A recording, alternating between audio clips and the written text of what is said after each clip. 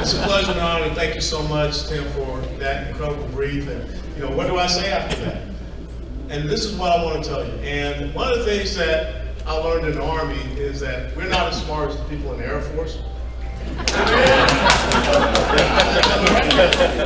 That's why I don't like y'all. But the Army teaches you to write stuff down. Because that is how we're going to be successful. And I remember when a battalion commander would always have us check our 3x5 cards. And if you are on this battlefield and you're not armed, you're not ready to go out there and defend and understand what you say you believe in, then you're not going to be successful. And that's what I want to talk about tonight. So if you're not prepared to take notes, you can videotape me, whatever. I don't care. I stand by everything that I say tonight. But the most important thing in the Bible says, my people suffer for lack of knowledge. And that's why we're in the situation that we're in. In the Bible, in Psalm chapter 11, verse 3, it says, when the foundations are being destroyed, what shall the righteous do? The first thing is, most of us don't understand the foundations of the longest running constitutional republic that the world has ever known. America is not a democracy. We have a representative democracy is the system by which we elect people to sustain our constitutional republic. And that's the very first thing. And Mr. Sullivan came out and said that this is a conservative organization. But I guarantee you, if we had sent around a piece of paper to each and every one of you and asked you to write down in one sentence, what does conservatism mean? As many people are in here, we've gotten that many different responses.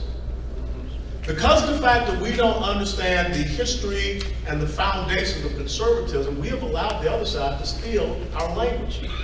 Conservatism is classical liberalism. And why do I say it's classical liberalism? How many people here have ever read John Locke, Second Treatise of Government, 1683? Natural rights theory.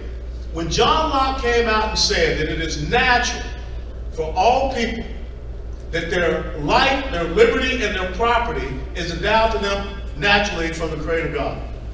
That was a break from the common theory of the time, which was divine rights theory, which says a king, a queen, a duke, a duchess, a prince, a princess, whatever. They are the ones that dictate your buy and your leave. That was a revolutionary thought. And you know who read and studied John Locke? The guy that was challenged to write the Declaration of Independence of the United States of America. And so that when you read Thomas Jefferson's words, and he quotes the laws of nature and nature's God, he is talking about natural rights theory of John Locke. When he talks about, we hold these truths to be self-evident, all men are created equal, they're endowed by certain inalienable rights. From who? From their Creator. Life, liberty, and pursuit of happiness. Now, here's a real trivia question. Why was it changed from life, liberty, and property to life, liberty, and pursuit of happiness here in the United States of America? Because of the slavery issue.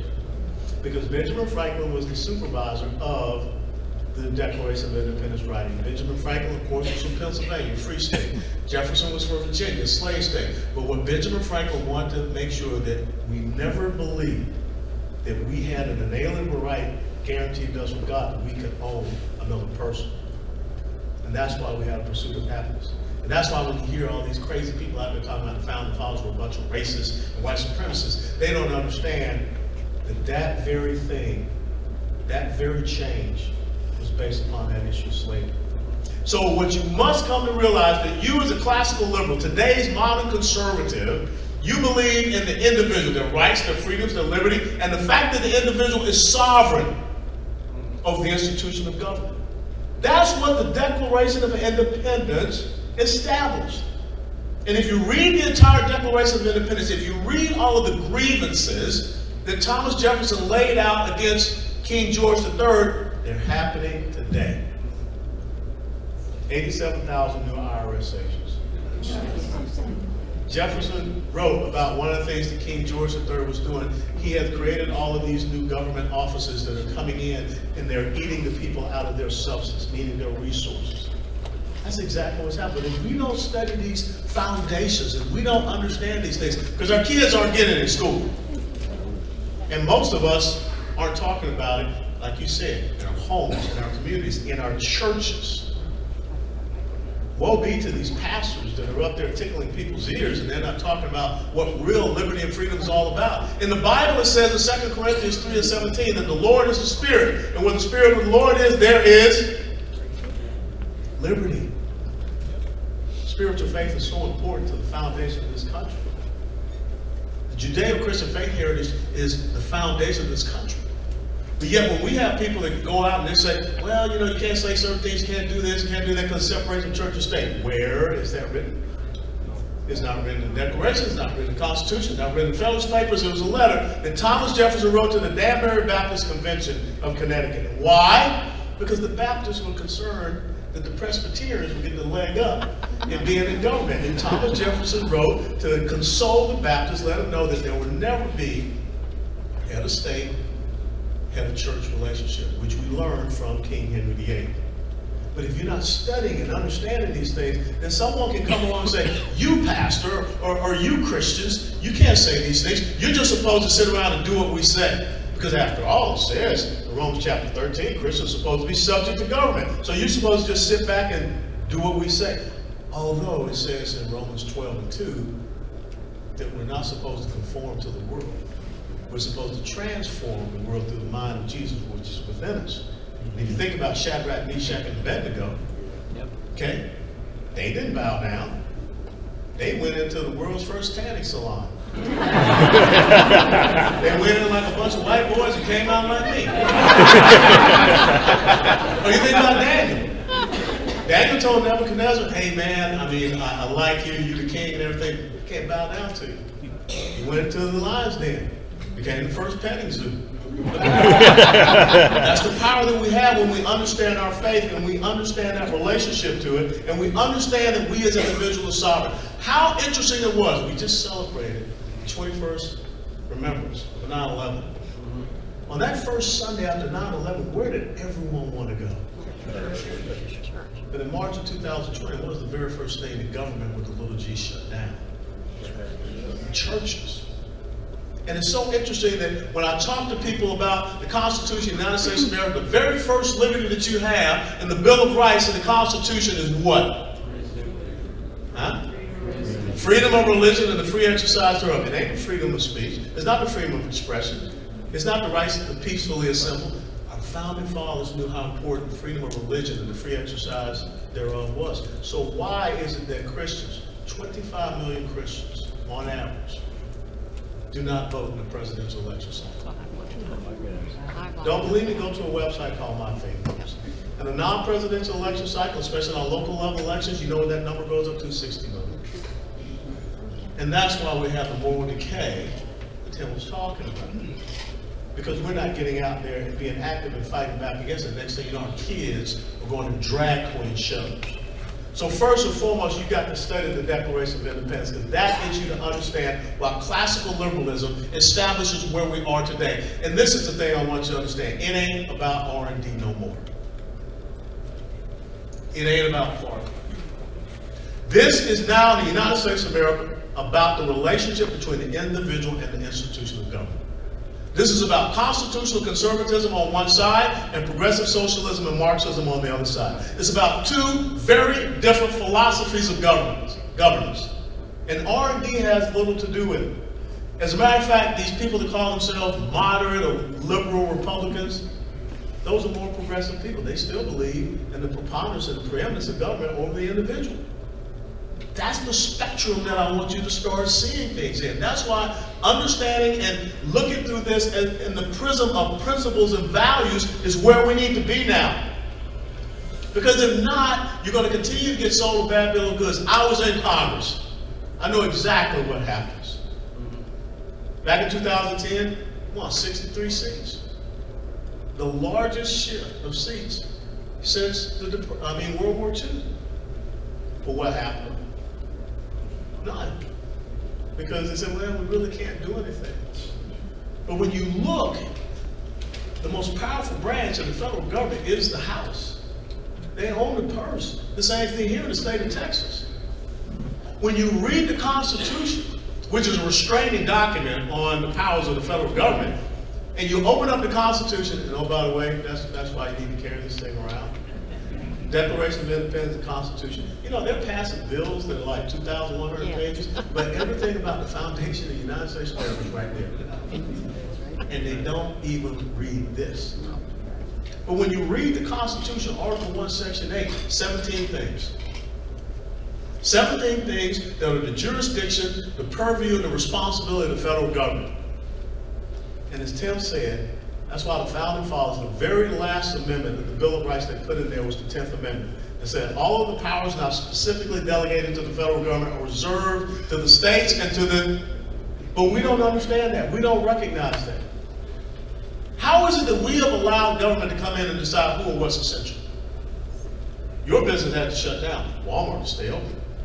Your business had to shut down. McDonald's stays open. Your business had to shut down. Marijuana store stays open. Liquor store stays open. Your business had to shut down. The abortion clinic stays open. Benjamin Franklin said, those who would surrender essential liberty, that's the most essential thing in this country, is your essential liberty. But those who would surrender essential liberty for temporary security, in the end deserve neither liberty nor security. Show me where people had all these rights and privileges. Next week, the governor of the state of Texas has the opportunity to decide whether or not we're going to continue to extend the unconstitutional COVID mandates here in Texas. 2 weeks to flatten the curve has become 2.5 years. As a matter of fact, if y'all hadn't paid attention, just 2 days ago, the governor of New York ended their COVID emergency mandates. So New York has ended their COVID emergency mandates. The state of Texas is still under COVID emergency mandates. But let's see what happens next week. After 30 days, by the Texas state constitution, the governor of the state of Texas is supposed to bring the legislature in because his emergency authority, his emergency powers run out. So what are we doing? What's going on? Because the people suffer for lack of knowledge. If you don't read and study and understand these things and have it close to you where you can refer back to it, then you get fed a bad bill of goods. When you look at what is going on with our Constitution and with our border, let me tell you something. This whole thing about people putting illegals on buses and sending them to Washington, D.C. and New York, that's dumb. I said it. You got what I'm saying? It's dumb. Let me tell you why it's dumb. Because it's a violation of the Constitution. No one is doing anything per the rule of law. You're not supposed to have people illegally here in the United States of America. I don't care if you have an R or a D after your name. We got upset when Joe Biden was flying people in the middle of the night into places. And why are we now saying it's okay that our guy doesn't? Either you stand by the rule of law or you don't. But Article 4, Section 4 of the Constitution, which is called the Guarantee Clause, said the federal government is supposed to guarantee to every state in the union to protect them from invasion. 3 to 4 million in a year and a half. That's not an illegal immigration problem. That's an invasion. 3 to 4 million people from almost 160 different countries. That's an invasion. 800 to 900,000 individuals in the United States of America gotaways. We don't know where they are. Let me put this in perspective for you. The active duty military strength of the United States Army and the United States Marine Corps is less than 800, 900,000. And that's what you have running around in our country. We don't know where they are. And oh, by the way, coming back to this whole fiscal responsibility thing, you all y'all, all ussin', as we say back down south. Ussin', that's a word. They don't use it in the Air Force. But ussin' are the ones that are paying for this. Anywhere from $1,400 to about $1,600 per illegal immigrant to put them on a bus and send them all over the United States of America. Is that what your taxpayer money is supposed to be? Is that a substitute for you not having lower property taxes? And this is just the truth, people. We should not be afraid of hearing the truth. We are going to pay for this. Because right now, because of the fact that we are violating our own Constitution, oh, by the way, Article 1, Section 10, Clause number 3 of the Constitution says exactly what states can do if they're actually invading. States have that power. Article 4, Section 7 of the Texas State Constitution says one of the duties and responsibilities of the governor of the state of Texas as the commander of the Texas Military Department, repel invasions. Don't believe you? Read it. It doesn't say bus invasions, it says repel invasions. So why is this going on? Right now, we are aiding and abetting human trafficking. We are creating a commercial advertisement for the cartels, who are really a transnational narco criminal terrorist organization, making $100 to $200 million on human trafficking, not the drugs, not the sex trafficking, just the human trafficking. So you know what they're saying? They say, look, we told you we'd get you across the border to Texas or Arizona. They'll put you on buses now. That's not what we want for our children and grandchildren. But when the foundations are being destroyed, what shall the righteous do? You got to understand your foundations. And that's what conservatism is all about. I don't want to hear people talk about political parties anymore. I want to hear people talk about philosophy of governance. That means you got to read. That means you got to study. One of the best books that you can read about understanding the relationship of government to the individual was written by a French economist back in the 1830s, Frederick Bastiat, B-A-S-T-I-A-T. It's called The Law. How many people have ever heard of it? How many people have ever read it? You're a conservative organization. If you want to understand the right, true, and proper relationship between the individual and the institution of government, you need to read Bastiat's The Law. We've gotten so far away from that. We've got one of the most unconstitutional administrations that we've ever seen.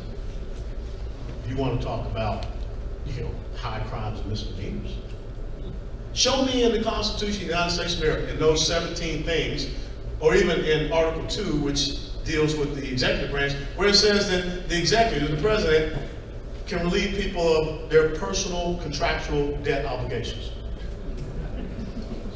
It doesn't. But see, the thing is that, as Alexander Fraser Tytler, the great Scottish political philosopher, said, a democracy cannot exist as a permanent form of government. It can only exist until a time when voters realize they can vote their own largesse from the public treasury, with the ensuing result being that voters will always vote for the person promising them the most benefits, with the ensuing result being the collapse of democracy over loose fiscal policy, followed by dictatorship. So that's where we are. It's a consolidation of power and control, being in Washington, D.C., being in Austin. When the foundation is being destroyed, what should the righteous do? You got to educate yourself. You got to inform yourself. That's why I'm glad to be here. There ain't no dues. There ain't no obligations. You just got to give a damn. You just got to show up. You just got to want to be in the fight. And if there's ever been a time, the time is now. And let me tell you, Texas ain't safe. Because if you understand the strategic model of the progressive socialist left, I didn't say Democrats, progressive socialist left, they come into red states and they take over your major population centers. Someone here, they told me they used to live in the state of Washington. Where are you? Raise your hand. You said, yeah, you used to live in the state of Washington. You look at the 2020 electoral map of the state of Washington by county.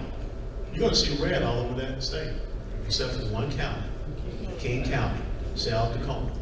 You go down to Nevada, you look at that state by county. You're going to see red all over that state, except for two places, Las Vegas and Reno. You look at Arizona, you're going to see red all over that state, except for two places. That's Phoenix and Tucson, Maricopa County, and 65 to 70% of the population of Arizona is in Maricopa County. You look at Georgia, the place where I was born. They have two avowed socialists now as senators because of what? Atlanta metropolitan area, Macon, Columbus, Augusta, and Savannah. You look at the state of Texas. Who controls Dallas County? Who controls Travis County? Who controls Houston, Harris County? Who controls San Antonio, Bexar County? Who controls El Paso County? And to another extent, Corpus Christi and Oasis County. It's happening here. And every single one of those counties that I just talked about, they've got a George Soros backed DA in the state of Texas. And oh, by the way, last year in December, the Texas Criminal Courts of Appeal said the Attorney General of Texas no longer has jurisdiction over voter fraud. It now goes back to the county DAs. And where do you see the biggest problems with election discrepancies and problems? In the counties where you have Soros-backed DAs. And it's creeping. Talk to your friends in Tarrant County. Talk to your friends in Collin County. Y'all know what's going on right here in Denton County.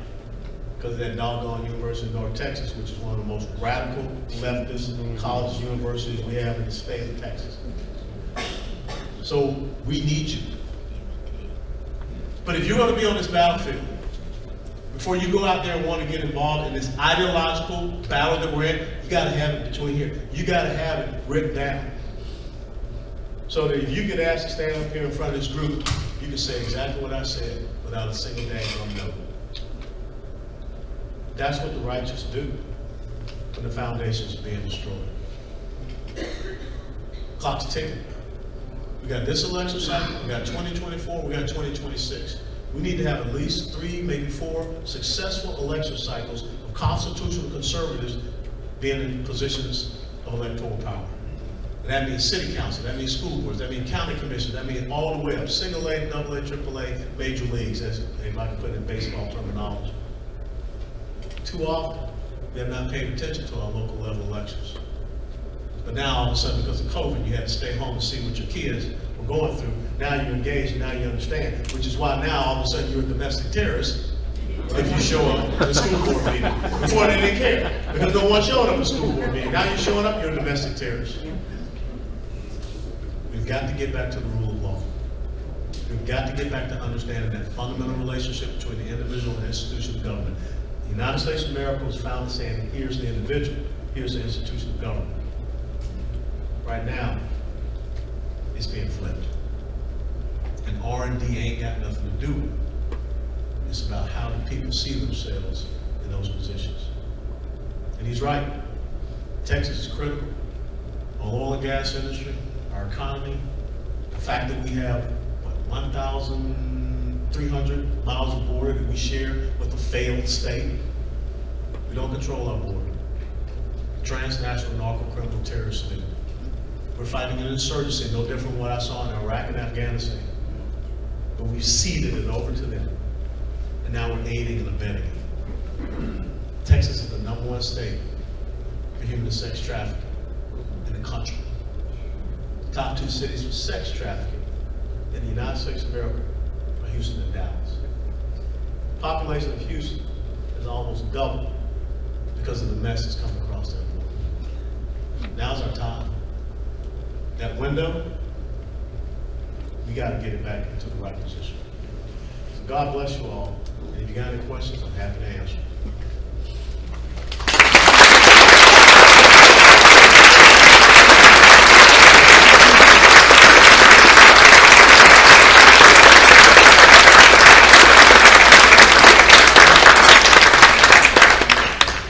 Got questions? He's here. May as well ask.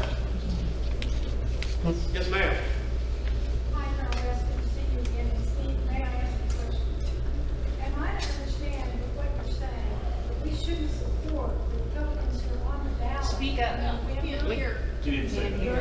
The question I'm being asked is, am I saying that we shouldn't report the Republicans that are on the ballot?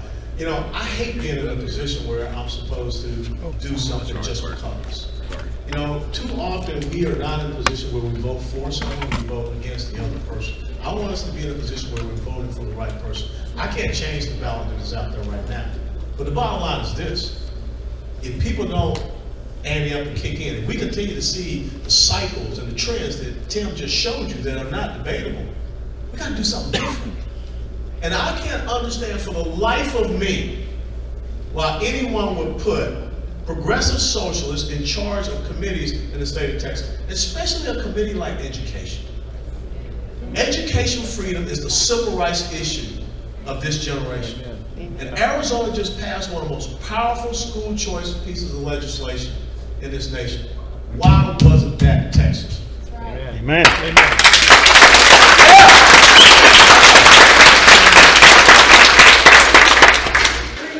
Most of what you have said tonight, but what we have to do right now, unless we want a Democrat governor and a Democrat-controlled legislature, we've got to bring the Republicans out to support the Republicans. See, I hate that. I get what you're saying. What was the question? The question is, we got to go out there, we got to do what's necessary to vote in the people that we have. But see, again, I hate that, because what ends up happening is that people say that you got no other choice. but to vote for me, even though I've screwed you. You got no other choice. And let me tell you something. I mean, now I'm getting to the basic understanding of who I am. I don't like to be screwed. I don't like to be in a state where our children are being mutilated. Yes. And I know that the governor, the lieutenant governor, the speaker of the house got money from child gender modification clinics. That doesn't sit well with me. And so I would rather them be men and stand up and apologize to every single one of us for doing that, before these people have to go out here in the hot sun and through all this time and vote for them, just to once again be told, you're too stupid to understand this. So just sit over in the corner, but we appreciate your vote. I'm sick and tired of it. And you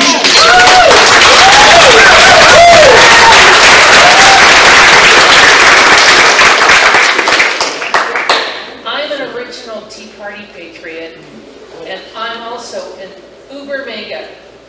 And so I understand where you're coming the from. FBI is coming in right now. No, go ahead. And I understand completely that we don't want rhinos. We don't want to vote for rhinos. We want constitutional conservatives. That's right. And what do we say when people express a concern that we're going to split our vote, split our ticket, and give this flippin' state to Beto? No way, we cannot do that. Okay, how? You gotta vote. You gotta vote for who we got right now, guys. I'm sorry, but I disagree with you on this stuff. We have to vote we have to vote for who's out there right now. Okay, I don't know what you're disagreeing with me with. But we can't fight amongst ourselves. That's the problem I'm seeing right now, guys. Okay, You're so- fighting amongst the Republicans. We're all fighting against each other. We gotta stop that now. The Democrats don't fight. Yeah, they do. They just, you don't see it. Not in Texas they don't. Not in Texas they don't. Yeah, And that's the problem here, guys. I'm sorry, guys, but this is the problem. Hey, sir, let me We have to be able to so let me respond. Yeah, go ahead. So what you're telling me is that I stand for principles and values. I stand for the rule of law. I was the chairman of the Republican Party of Texas. I was a defender of the Republican Party platform, the legislative priorities. And when I see people that have been voted in position, the Texas State House was the target, the number one target of the Democratic Party. And we defeated them. They did not win one single seat. We had an 83 to 67 majority in the Texas State House. And we had an 83 to 67 majority in the Texas State House.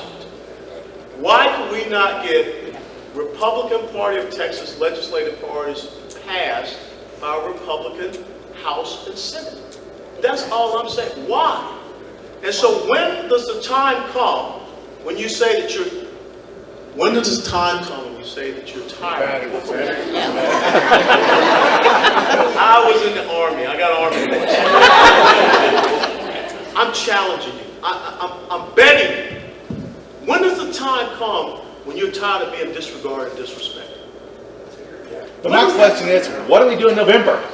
Seriously. Okay, then after that, and you read the paper, and you see that Dave Phelan has gone over to the Democrats and asked for the Democrats to support him to be the speaker again, what are you going to do?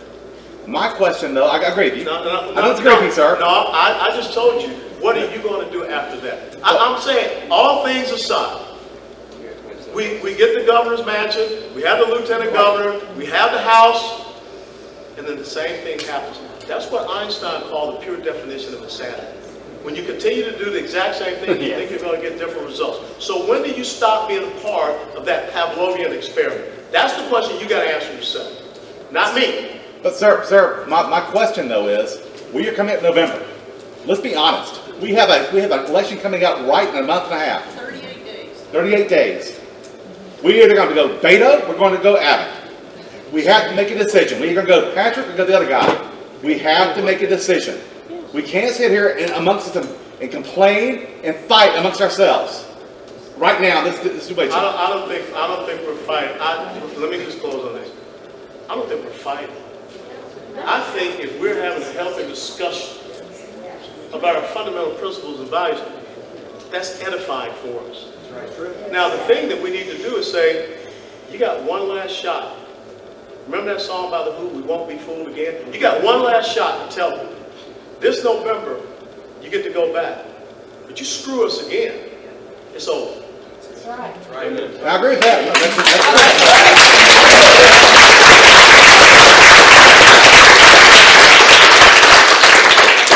I was asked, why are y'all doing this now? Yes. And my response was, because it doesn't happen overnight. Right. Because it takes months and months and months and years to get people acclimated to right thinking. And that is conservatism. So what do you do this time? You hold your nose and you push the R. Next time, maybe it'll be different. If we can work, get like-minded people, conservatives, constitutional conservatives, to run on the platform, to run and get supported by us, and then beat whoever we think needs to be beaten. Whether it's local, national, state, whatever. So that's why now. Let me read you a quote. Remember I said, sure. It's like Lucy in the football. This is one of the quotes that I carry around. I want you to listen to these words. And it talks about, you saw my, sucker. The uncontested absurdities of today are the accepted slogans of tomorrow. They come to be accepted by degrees, by dint of constant pressure on one side and constant retreat on the other. Until one day, when they are suddenly declared to be the country's official ideology. Where we are today didn't happen overnight. But the problem with us is that we want to try to fix it overnight. We don't have that persistence like the left has 50, 60, 70 years. So at some point in time, like Mr. Solomon just said, we got to take a step. And I'm saying now is the time that you take a step. But you got to send a message to people to say that we cannot continue down this path in Texas. Or else we will, and California used to be a red state. Okay, it was Richard Nixon and Ronald Reagan. Now look at California. And if you go out and you ask all these businesses and corporations to relocate here to the state of Texas, because you want to say, look at this, how strong the state of Texas economy is, but you're allowing these people to bring their employment base from California here to the state of Texas, instead of telling them you only get 20, 25% that can come from California, the rest have to be hired from out of here in Texas.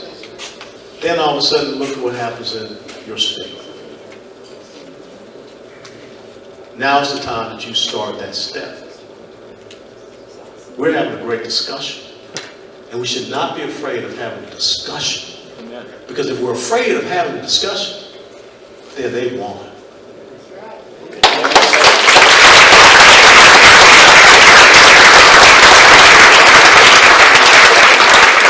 got some good information from Tim and Colonel West. Next month we'll have Rafael Cruz here to talk to us. November will be Matt Rinaldi, the president of the Republican Party of Texas. It's the third Wednesday of the month. This is on a Thursday because this is the room we got. We got it. So from here on, third Wednesday of the month, same time, same place. If you did not get us by email about this, if you did not sign up with your email, go and give us your email and we'll keep you updated on what's going on and when it's going to happen. So thank you again for coming out. We appreciate your attendance and thank you again.